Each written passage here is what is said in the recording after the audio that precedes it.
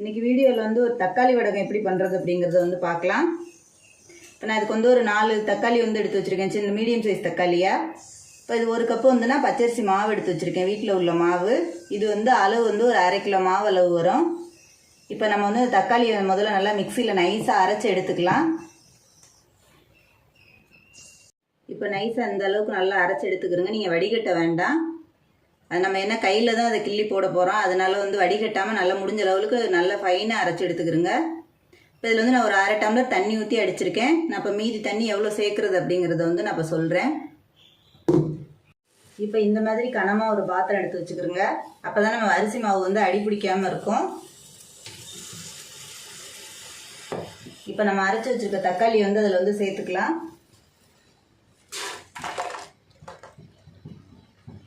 இப்போ இது நல்லா கொதிக்கட்டும்.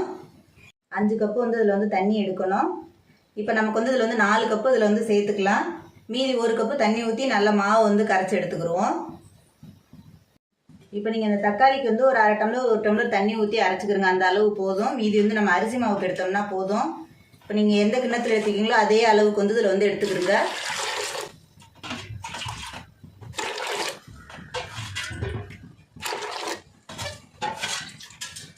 இப்போ இதில் வந்து நான் 4 கப்பு தண்ணி இதில் வந்து சேர்த்துருக்கேன். மீதி 1 கப்பு வந்து நான் மாவுக்கு வந்து கரைக்கும் போது சேர்த்துக்கிறதுக்கு 1 கப்பு தண்ணி எடுத்து வச்சுருக்கேன்.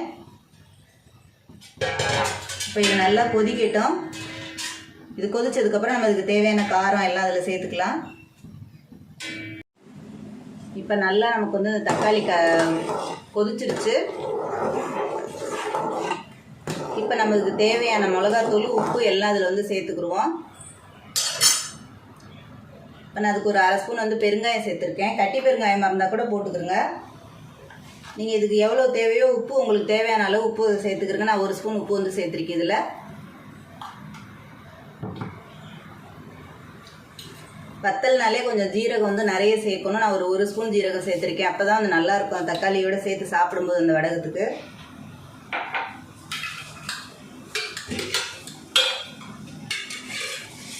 உங்களுக்கு காரத்துக்கு ஏற்ற மாதிரி மிளகாத்தூள் சேர்த்துக்கிறோங்க. நான் ஒரு 2 ஸ்பூன் வந்து மிளகாத்தூள் சேர்த்துருக்கேன்.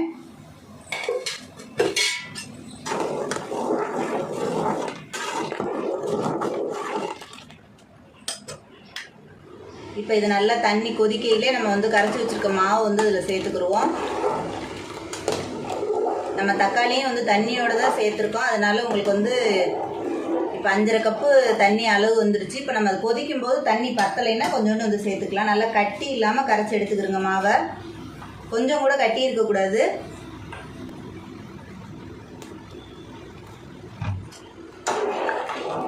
நல்லா ஃபுல்லாக கிண்டிடுங்க. அதை வந்து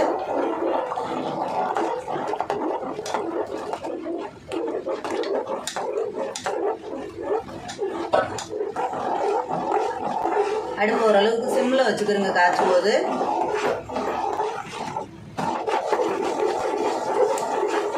நல்லா கட்டி பட்டுறாமல் கரெக்டாக கிண்டிட்டு வந்துடுங்க. அதை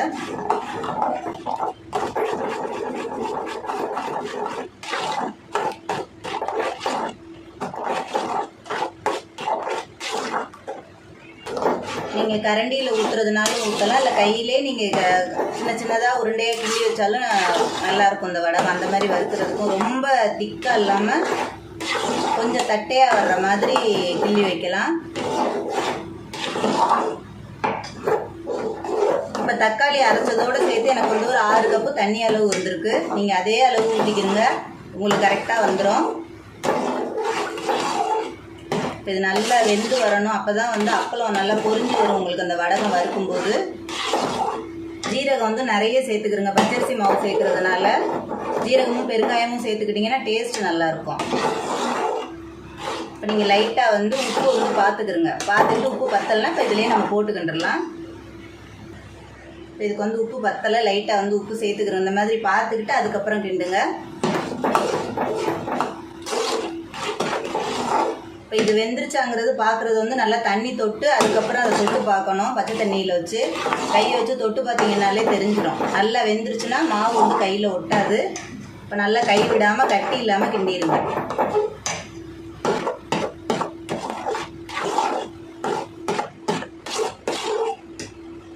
இப்போ ஓரளவுக்கு நல்லா வெந்துருச்சு உங்களுக்கு. இப்போ நீங்கள் நல்லா தண்ணியை வச்சு கையில் வச்சுட்டு தொட்டு பாருங்கள், ஒட்டுதா மாவு அப்படின்னு. லைட்டாக ஒட்டுது. இன்னும் 2 நிமிஷம் அதை வந்து நல்லா வந்து வேக விட்டுருங்க. அடி பிடிச்சிடாம அடுப்பை சிம்மில் வச்சே வேக வைக்கணும்.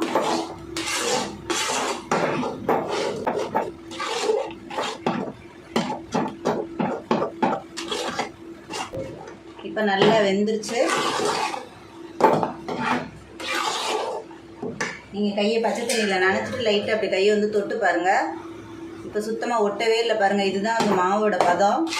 எந்த மாவாக இருந்தாலுமே தண்ணியை தொட்டு பார்க்கும்போது ஒட்டாமல் இருந்ததுன்னா உங்களுக்கு அது வெந்துருச்சுன்னு தெரியும்.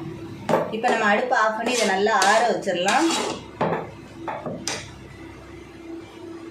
இப்போ நல்லா ஆறுனதுக்கப்புறம் தான் நமக்கு வந்து கையில் வந்து எடுத்து வைக்கிறதுக்கு கரெக்டாக இருக்கும். இது நல்லா ஆறட்டும். இப்போ இது நல்லா ஆறிடுச்சு. இப்போ நீங்கள் இந்த மாதிரி தாம்பாளம் இருந்து கூட தாம்பாளத்தில் போட்டுக்கலாம். நீங்கள் வேஷ்டியில் போடுறதா இருந்தாலும் வெயிலில் விரிச்சிட்டு போட்டுக்கிறங்க. லைட்டாக எண்ணெய் கொஞ்சமாக எடுத்து லைட்டாக அப்ளை பண்ணிக்கிறங்க இதில் ஃபுல்லாக எல்லா பக்கமும். ரொம்ப எண்ணெய் வேண்டாம்.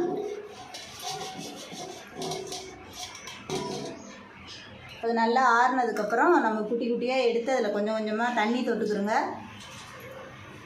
தொட்டுக்கிட்டு உங்களுக்கு வந்து எவ்வளோ சைஸில் வேணுமோ அந்தளவுக்கு வந்து கரெக்டாக அந்த மாதிரி எடுத்து வச்சுருங்க. உங்களுக்கு வந்து நீங்கள் அகலமாக போடுறதுனாலும் போட்டுக்கலாம். இது காஞ்சிருச்சுன்னா உங்களுக்கு வந்து சுருங்கிடும் வத்தல் வந்து. அதனால் முடிஞ்ச அளவுக்கு இந்த மாதிரி போடுங்க. நீங்கள் உலக்கில் கூட புழிஞ்சு எடுக்கலாம் அந்த மாதிரி. இப்போ இதே மாதிரி ஃபுல்லாக எல்லா வத்தலும் நம்ம வந்து போட்டு எடுத்துருவோம். இப்போ இந்த மாதிரி தாம்பாளம் இருந்ததுன்னா ஃபுல்லாக இந்த மாதிரி தாம்பாளத்தில் லைட்டாக எண்ணெய் தடவிட்டு இந்த மாதிரி போட்டு வச்சுருங்க. வெயிலில் ஒரு நாள் காஞ்சாலே ஃபுல்லாக எல்லாம் தன்னால் எல்லாம் எடுத்து வந்துடும். நீங்கள் வேஷ்டியில் போடுற மாதிரி இருந்தாலும் இந்த மாதிரி ஒரு முறுக்கு வச்சு எடுத்துக்கிறோங்க. அதில் ஸ்டார் அச்சில் போட்டு கரெக்டாக புழிஞ்சு எடுத்துருங்க. அதில் மீதி வந்து இந்த மாதிரி வேஷ்டியை விரிச்சுக்கிறோங்க. வேஷ்டியை நல்லா ஈரம் பண்ணிவிட்டு அந்த முறுக்கு உலக்கில் வந்து ஸ்டார் வச்சுருக்கும், அதில் போட்டுட்டிங்கன்னா இதே மாதிரி நல்லா பட்டையாக விழுந்துடும். காஞ்சிடுச்சுன்னு சொன்னால் நல்லா சன்னமாக இருக்கும் காஞ்சி எடுக்கும்போது. இப்போ அதை நம்ம வெயிலில் இன்றைக்கி சாயங்காலம் வரைக்கும் காய வச்சு எடுக்கலாம். அதுக்கப்புறம் எப்படி இருக்குன்னு பார்ப்போம்.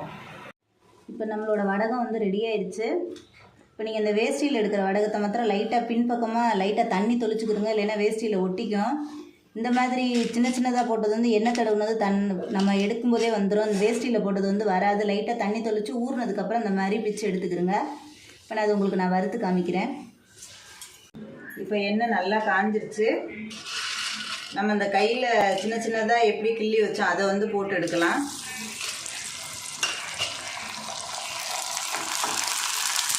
நல்லா காஞ்சிருச்சுன்னா உங்களுக்கு வத்தல் அவ்வளோ டேஸ்ட்டாக இருக்கும், தக்காளி இது சேர்த்துருக்கிறதுனால.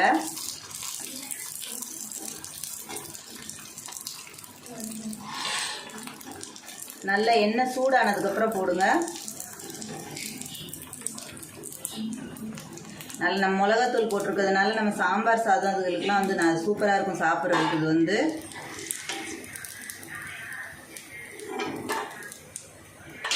இப்போ நான் வேஷ்டியில் புளிஞ்சு விட்டது வந்து வச்சுருக்கிறேன்.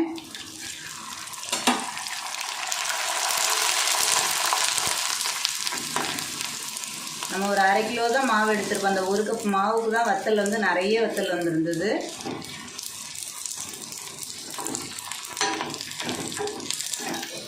உங்களுக்கு ரொம்ப நெட்டாக இருந்ததுன்னா நீங்கள் உடச்சி விட்டுக்கலாம். நல்லா காஞ்சதுக்கப்புறம் நீங்கள் வந்து வறுக்கிறதுக்கு தகுந்த மாதிரி நீங்கள் உடச்சி எடுத்துக்கலாம். இப்போ நம்ம தக்காளி மிளகாத்தூள் சேர்த்துருக்கிறதுனால வத்தல் வந்து கலர் இந்த கலரில் தான் இருக்கும்.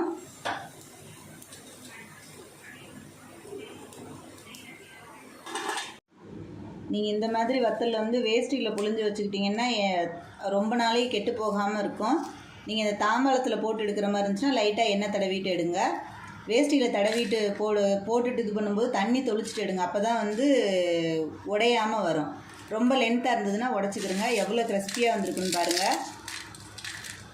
இதே மாதிரி நீங்களும் ட்ரை பண்ணுங்கள். நான் நெக்ஸ்ட் வீடியோ வந்து ஜவ்வரிசி வத்தல் எப்படி போடுறது அப்படிங்கிறது வந்து போடுறேன். இந்த வீடியோ பிடிச்சிருந்துச்சுன்னா லைக் பண்ணுங்கள், ஷேர் பண்ணுங்கள், மறந்துடாமல் சப்ஸ்கிரைப் பண்ணுங்கள், சேனலுக்கு சப்போர்ட் பண்ணுங்கள்.